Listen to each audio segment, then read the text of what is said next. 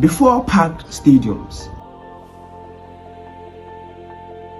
before global superstars,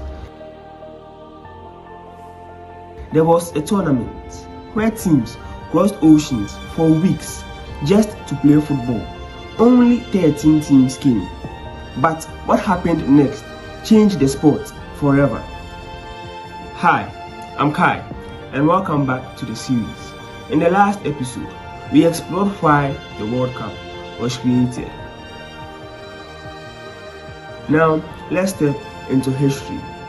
The year is 1930, and for the first time ever, FIFA tries to bring the world together for a single tournament. No tradition, no blueprint, just an idea and a dream.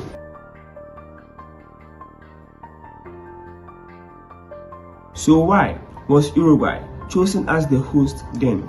Well, back then, Uruguay weren't just strong, they were dominant. They had won Olympic gold in the years 1924 and 1928, which was then considered as the highest level of international football.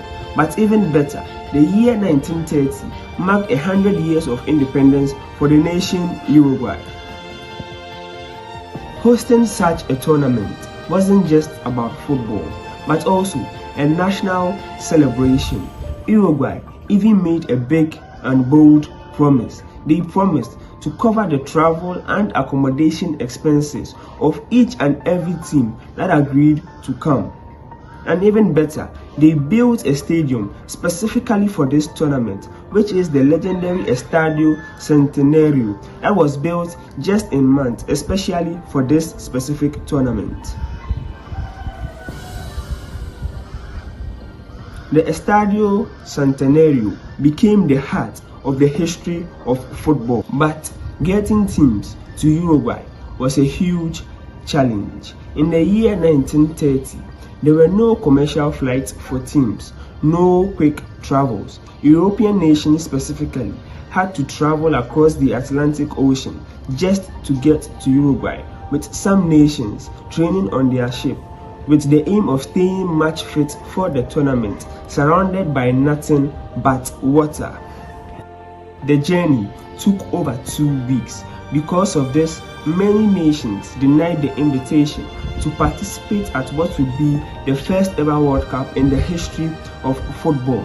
Only 13 teams participated in the end, 7 from the South of America, 4 from Europe, and 2 from the North of America. It was small, but would end up being historic.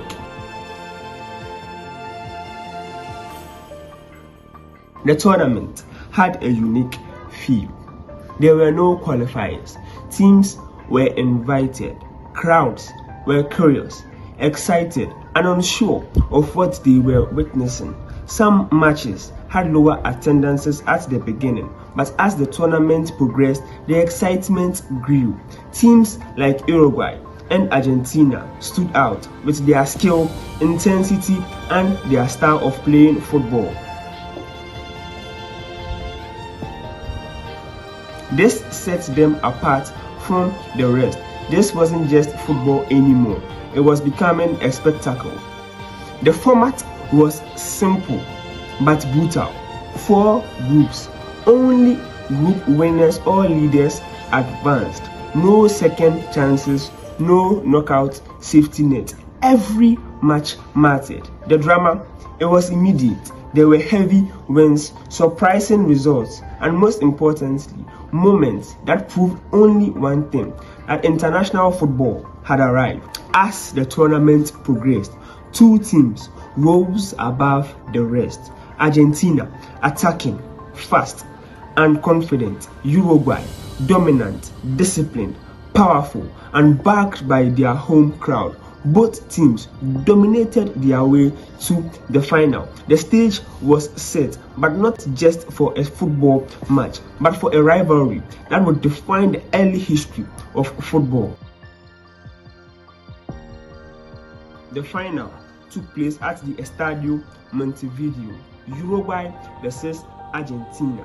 Tension filled the air. Even choosing a match ball became an issue, so they agreed to use one match ball per half. At halftime, Argentina led Uruguay 2-1. Silence fell over the home crowd. In the second half, driven by passion and by the energy of the home crowd, Uruguay scored again and again to win the match 4-2, and they would go on to become the first ever World Cup champions in history. From just 13 teams to billions watching today, this was just the beginning. A football tournament that began as an experiment would go on to become the biggest stage in football, and it all began with Uruguay. The next episode, the World Cup begins to grow, but not without challenges.